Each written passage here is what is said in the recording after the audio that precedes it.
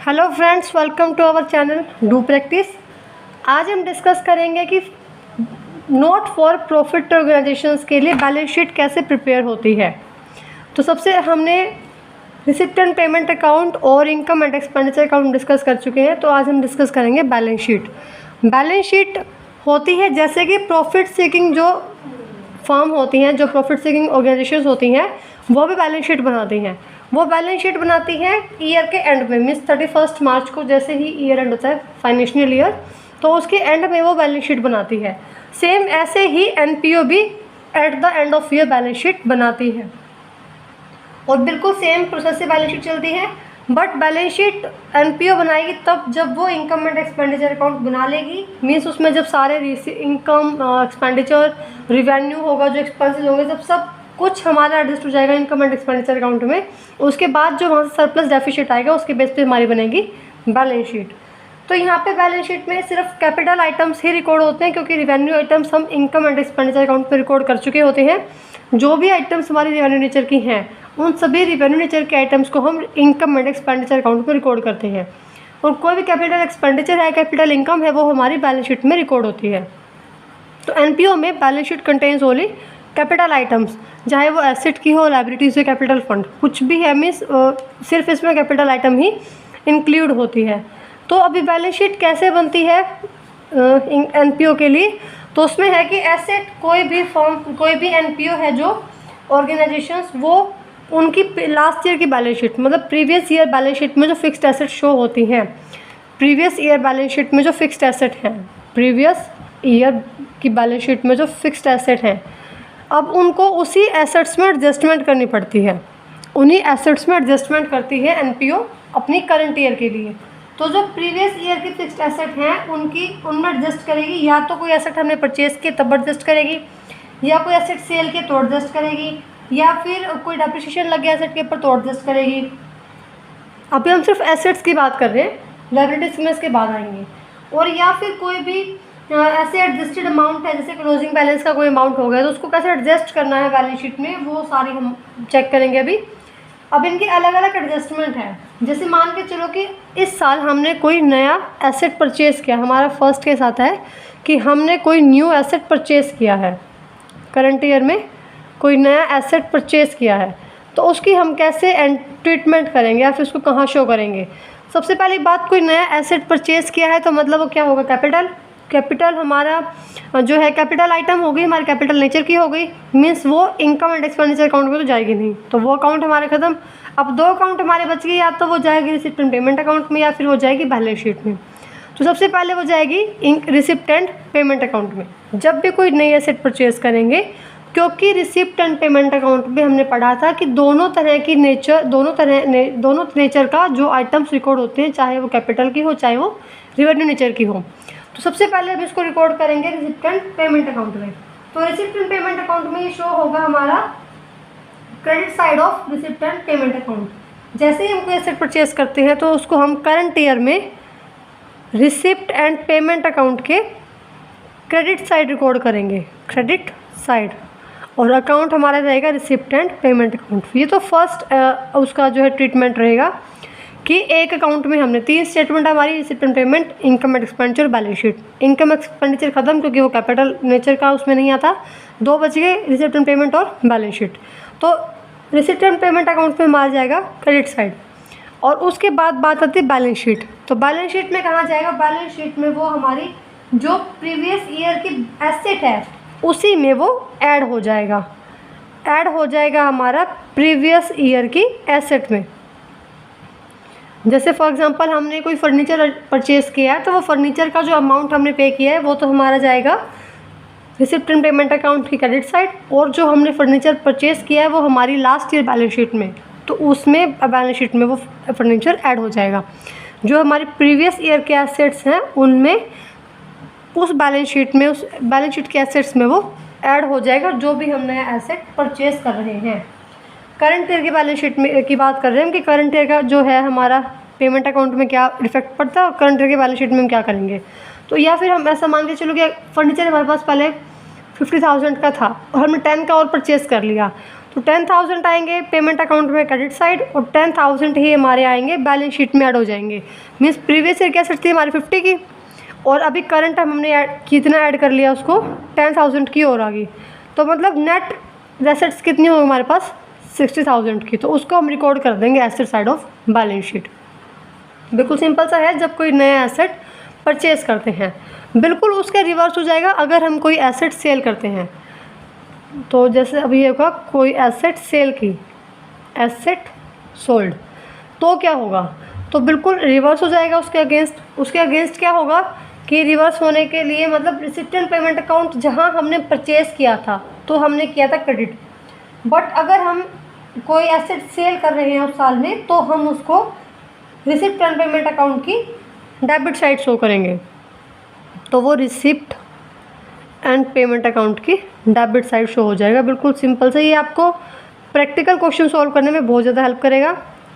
Debit side solve हो जाएगा, side show हो जाएगा और साथ साथ उसको बैलेंस शीट में कहाँ रिकॉर्ड करेंगे हम, उसको बैलेंस शीट में वही रिवर्स करना है हमें। तो रिवर्स मतलब जैसे हमने प्रीवियस ईयर की एसेट जो थी उसमें ऐड किया था, बट यहाँ पे क्या हो जाएगा उसको हम डिडक्ट कर देंगे प्रीवियस ईयर की एसेट में से, deducted from previous year asset.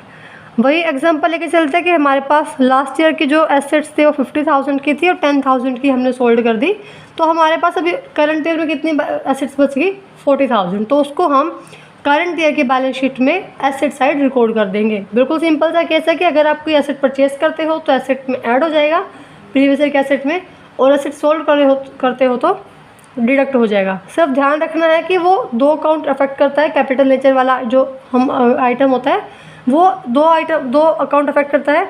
एक तो करता है रिसिप्ट एंड पेमेंट अकाउंट और एक करता है हमारा बैलेंस शीट, क्योंकि दोनों ही अकाउंट में ऐसा है कि इसमें बैलेंस शीट में सिर्फ कैपिटल नेचर के आइटम आती हैं तो वो भी अफेक्ट होगा और साथ साथ हमारा पेमेंट अकाउंट भी अफेक्ट होता है।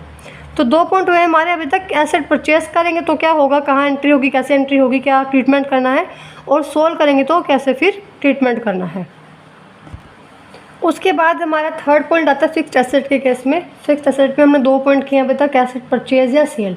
अब थर्ड पॉइंट आता है हमारा कि अगर एसेट के ऊपर कोई डेप्रिसिएशन होगा तो कैसे ट्रीटमेंट करेंगे हम उसको। वैसे ही हम एसेट में से माइनस कर देंगे, डिडक्टेड फ्रॉम एसेट्स, तो एसेट्स में से माइनस कर देंगे। बिल्कुल सिंपल सा केस है ये, तो जैसे हम करते आए हैं। उसके बाद हमारा एसेट फिक्स्ड एसेट वाला पोर्शन कंप्लीट। उसके बाद एसेट में सेकंड पॉइंट आता है हमारा कि अगर कोई प्रीपेड एक्सपेंसेस है, accrued income. Accrued income means कि आउटस्टैंडिंग इनकम, जो इनकम आपने अर्न कर लिया बट आपको अभी तक रिसीव नहीं हुई है, income earned but not receive, तो वो आपकी अक्यूर्ड इनकम होती है। वो भी आपकी कहाँ शो होगी, asset side of balance sheet. साथ साथ कोई इन्वेस्टमेंट है तो वो भी आपकी शो होगी asset side of balance sheet. कोई प्रीपेड एक्सपेंसेस, प्रीपेड मीन्स आपने जो है एडवांस पेमेंट कर दी, prepaid means payment in advance. अगर आप कुछ एक्सपेंसेस की एडवांस में पेमेंट कर देते हैं तो वो आपकी एसेट साइड शो होगा। कोई इनकम जो आपने अर्न कर लिया, कमा लिया बट आपको अभी तक रिसीव नहीं हुई है, अक्यूर्ड इनकम या इसको हम आउटस्टैंडिंग इनकम भी बोलते हैं, तो वो हमारी होगी एसेट साइड रिकॉर्ड। साथ साथ कोई इन्वेस्टमेंट है तो वो भी हमारी asset side of balance sheet he record होगी।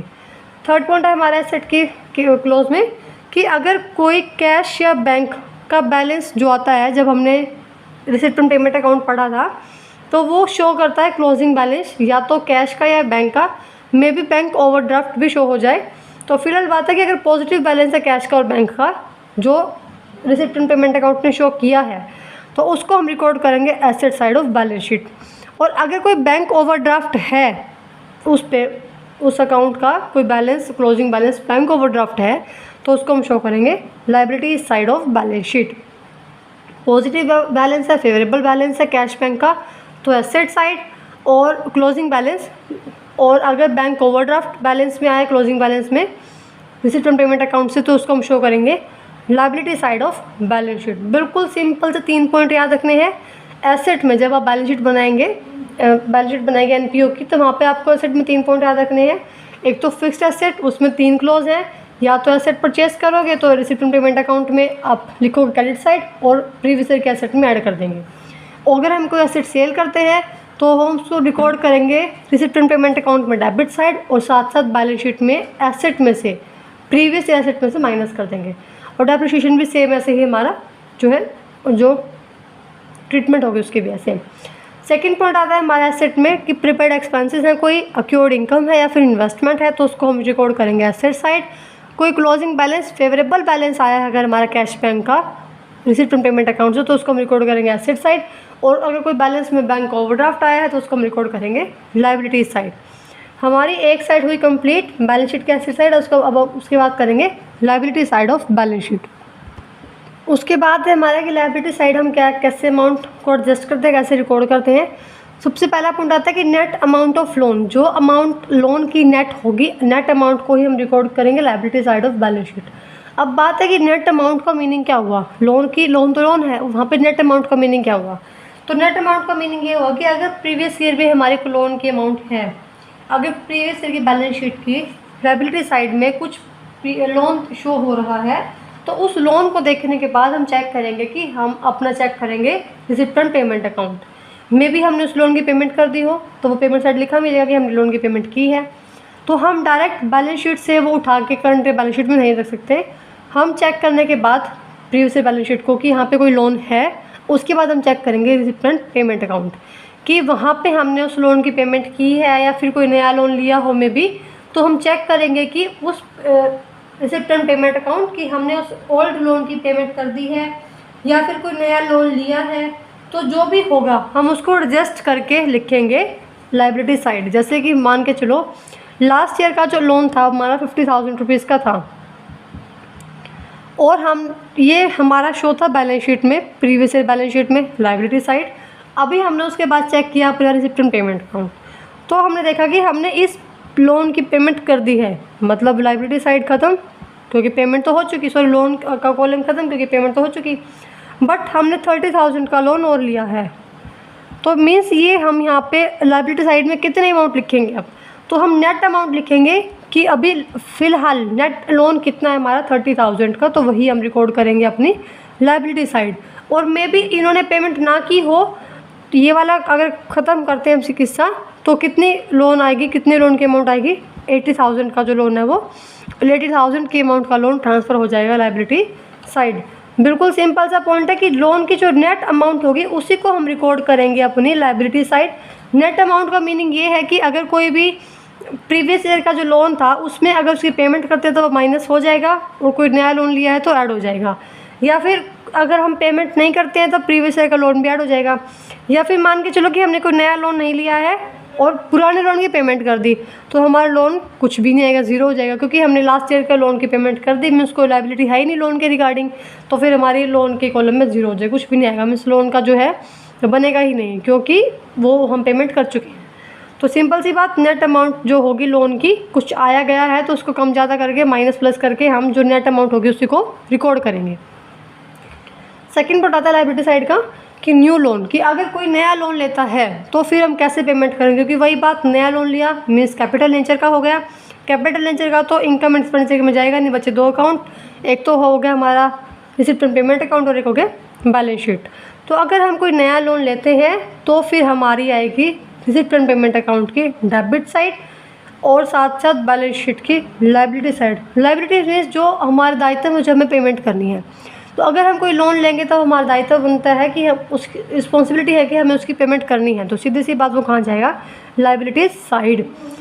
कोई भी नया लोन लेने से दो अकाउंट अफेक्ट होंगे, सिर्फ एक अगर आप ट्रीटमेंट करेंगे तो बहुत क्वेश्चन पे इफेक्ट पड़ेगा क्योंकि आपको सब कुछ क्वेश्चन बिगड़ता चला जाएगा। तो आपको दोनों ही एंट्रीज याद रखनी, दोनों ट्रीटमेंट याद रखने की ये दोनों अकाउंट में क्या क्या कैसे कैसे ट्रीटमेंट होगी। तो रिसीप्ट फ्रॉम पेमेंट अकाउंट में हमारा जाएगा डेबिट साइड और BS में मीन्स बैलेंस शीट में जाएगा लायबिलिटी साइड। थर्ड पॉइंट आता है उसके बाद कि अगर कोई आउटस्टैंडिंग एक्सपेंसेस है, मतलब वो एक्सपेंसेस जो अभी तक हमने आउटस्टैंडिंग है, या फिर income receive for next year की हमने अगले साल की मीन्स नेक्स्ट ईयर की इनकम अभी से रिसीव कर ली, मीन्स प्रीपेड इनकम हो गई है कि जब आप इनकम एडवांस में रिसीव कर लेते हैं वो आपने काम किया नहीं बट आपको इनकम मिल चुकी है उस चीज़ की, तो फिर वो हमारी कहाँ आएगी, लायबिलिटी साइड। जैसे बिल्कुल रिवर्स चलता है एसेट लायबिलिटीज़ में, जैसे कि आउटस्टैंडिंग इनकम हमारी एसेट साइड आती है वैसे आउटस्टैंडिंग एक्सपेंसेस लायबिलिटी साइड आएंगे। प्रीपेड एक्सपेंसेस हमारे आते हैं एसेट साइड, तो प्रीपेड इनकम जो आप एक्स्ट्रा एडवांस में रिसीव कर रहे हैं तो वो आपकी आएगी लायबिलिटी साइड। 3 पॉइंट अच्छे से याद हो गए होंगे आई होप आप सबको। उसके बाद हमारा फोर्थ पॉइंट है लायबिलिटी साइड का कि अगर कोई स्पेशल रिसिप्ट है, स्पेशल रिसिप्ट मीन्स हमें कोई बिल्डिंग की डोनेशन मिली है या फिर किसी और काम के लिए कुछ डोनेशन मिली है, कोई स्पेशल रिसिप्ट है, तो उसको हम रिकॉर्ड करेंगे अपनी liability side of current year balance sheet. जो भी हमारे बैलेंस शीट बनाएंगे जब हम, तो हमें कोई रिसिप्ट मिली होगी उस ईयर के दौरान, तो उसको हम रिकॉर्ड करेंगे liability side of balance sheet. साथ साथ अगर कोई स्पेशल फंड है, जैसे कि हमने कोई एक्सपेंसेस मीट करने के लिए, फॉर एग्जांपल हमने कोई स्पोर्ट्स के लिए फ़ंड बनाया है या फिर प्राइज़ डिस्ट्रीब्यूट करने हैं, उस प्राइज़ के लिए हमें पता है कि इतना एक्सपेंसेस कुछ आएंगे, तो हमने उसके लिए पहले से फ़ंड क्रिएट कर लिया। तो जो स्पेशल फ़ंड हम क्रिएट करते हैं to meeting expenses, for example sports fund है, इन्वेस्टमेंट्स है, या फिर जो हमारे होते हैं टूर्नामेंट फंड है, प्राइज़ फंड है, तो ये सब हम उसको कोई स्पेशल फ़ंड क्रिएट करते हैं, तो उसको भी हम रिकॉर्ड करते हैं liability side of balance sheet. Special receipt और स्पेशल फंड दोनों को ही लायबिलिटी साइड रिकॉर्ड करेंगे। अब उसके बाद लास्ट पॉइंट और मोस्ट इंपॉर्टेंट पॉइंट है हमारा लायबिलिटी साइड का कि हम कैसे ट्रीटमेंट करते हैं कैपिटल फंड। कैपिटल फंड होता क्या है? सबसे पहली बात कि जब हम नॉट फॉर प्रॉफिट जो होती हैं ऑर्गेनाइजेशन में NPO, वहाँ पे बनाती है बैलेंस शीट, वो बैलेंस शीट बनाएंगे। तो एसेट और लायबिलिटीज़ का जितना भी डिफरेंस है, मीन्स जितनी एसेट्स ज़्यादा है लायबिलिटीज़ से, excess of asset over liabilities, asset जितनी ज़्यादा है लायबिलिटीज से उसको हम बोलते हैं कैपिटल फंड। जितनी एसेट ज़्यादा है कैपिटल से, जो उनका डिफरेंस है एसेट माइनस लायबिलिटीज़ का, वो हमारी होती है कैपिटल फंड। तो कैपिटल फंड होता है जो एसेट ज़्यादा है लायबिलिटी, सीधी सी बात हुई। अब उसके बाद हम कैसे लिखेंगे इसको बैलेंस शीट में? सबसे पहले हम निकालेंगे कि ओपनिंग कैपिटल फंड कितना है। मीन्स हमने क्या किया, ओपनिंग एसेट्स में से ओपनिंग लायबिलिटीज़ को माइनस कर दिया। OA means opening asset minus opening liabilities. हमने ओपनिंग एसेट में से ओपनिंग लायबिलिटीज़ को माइनस किया, तो जो डिफरेंस है एसेट्स माइनस लायबिलिटीज़ का, वो हमारा है कैपिटल फंड। ये कैपिटल देखो बिल्कुल सेम जैसे हम निकालते हैं प्रॉफिट सीकिंग कंपनीज में हम देखते हैं कि asset minus liabilities is equal to capital. तो यहाँ पे सिर्फ कैपिटल को कैपिटल फंड नाम दिया गया है, बाकी बात तो वही है, asset minus liabilities equal to capital. वो हम पहले भी इक्वेशन करते थे ये। अभी क्या हुआ है कि सिर्फ इसको कैपिटल फंड दिया, NPO में कैपिटल फंड बोलते हैं। तो अगर हम ओपनिंग एसेट में से ओपनिंग लायबिलिटीज माइनस करते तो हमारा ओपनिंग कैपिटल फंड आएगा। तो ओपनिंग कैपिटल फंड में हम ऐड करेंगे इफ़ हमें कोई करंट ईयर सरप्लस, मतलब जब हमने बनाया बैलेंस शीट से पहले हम बनाएंगे इनकम एंड एक्सपेंडिचर अकाउंट। अगर इनकम एंड एक्सपेंडिचर अकाउंट से हमें मिलता है सरप्लस, सरप्लस मीन्स हमारी इनकम ज़्यादा है एक्सपेंसेस से, तो हमें सरप्लस मिलेगा। तो अगर सरप्लस आता है इनकम एंड एक्सपेंडिचर अकाउंट से, तो उसको हम उसको हम ऐड कर देंगे ओपनिंग कैपिटल फंड में। या फिर हमें कोई डेफिसिट आता है, डेफिसिट जैसे कि हमने बनाया इनकम एंड एक्सपेंडिचर अकाउंट और वहाँ पे हमारे एक्सपेंडिचर्स ज़्यादा थे इनकम से, मीन्स डेफिसिट आ गया, कमी आ गई। तो अगर कोई डेफिसिट आता है तो उसको हम करंट ईयर डेफिसिट, तो उसको हम क्या करेंगे, माइनस कर देंगे ओपनिंग कैपिटल फंड में से। सरप्लस ऐड और डेफिसिट माइनस, बिल्कुल सिंपल सी बात याद रहेगी। उसके बाद प्लस माइनस करने के बाद सरप्लस आएगा तो प्लस, डेफिसिट आएगा तो माइनस। उनको करने के बाद जो नेट अमाउंट आएगी कैपिटल फंड की प्लस माइनस करने के बाद, उसको हम शो करेंगे liability side of balance sheet. Current year balance sheet की लायबिलिटी साइड हम उसको रिकॉर्ड कर देंगे। बिल्कुल सिंपल सी 3 ट्रांजेक्शन्स थी हमारी, पॉइंट्स थे एसेट्स के जो याद रखने थे, और 5 पॉइंट्स हमारी लायबिलिटी साइड के। मोस्ट इंपॉर्टेंट है ये, क्योंकि आपकी बैलेंस शीट अगर मैच होती है तो मीन्स आपका क्वेश्चन सही है। तो बैलेंस शीट मैच करने के लिए या फिर आपको सब का पता होना चाहिए कैसे क्या ट्रीटमेंट करनी है, ताकि आपका जो है एक्यूरेट रिजल्ट दिखाए हमारी बैलेंस शीट। तो फिर ये हमारा था पॉइंट आज का बैलेंस शीट का। आई होप आप सबको समझ में आया होगा, अच्छा लगा होगा आज का वीडियो। अगर आपको वीडियो अच्छी लगी है आज की, तो वीडियो को लाइक कीजिए, शेयर कीजिए एंड कमेंट कीजिए। और लास्ट की 2 वीडियो आप जरूर चेक करना, रिसिप्ट एंड पेमेंट अकाउंट और इनकम एंड एक्सपेंडिचर अकाउंट, ताकि आपको पता चले कि दोनों अकाउंट्स कैसे बनते हैं, क्या क्या उनमें ट्रांजेक्शन्स है, कैसे कैसे उनका क्या नेचर है, क्या कैरेक्टरिस्टिक्स है, कौन सा किस अकाउंट में क्या रूल अप्लाई होगा, आपको पता होना चाहिए। तो आप चेक करें लास्ट ईयर की वीडियोस हमारी, और प्लेलिस्ट में मिल जाएगा आपको लिंक। प्लेलिस्ट बनी हुई है हमारी इस चैप्टर के नेम से, तो आपको वहाँ पे मिल जाएंगे सारी वीडियोस इस चैप्टर की, तो आप चेक कर सकते हैं इजीली। और चैनल को सब्सक्राइब कीजिए ताकि आपको आने वाली वीडियो की नोटिफिकेशन मिल जाए।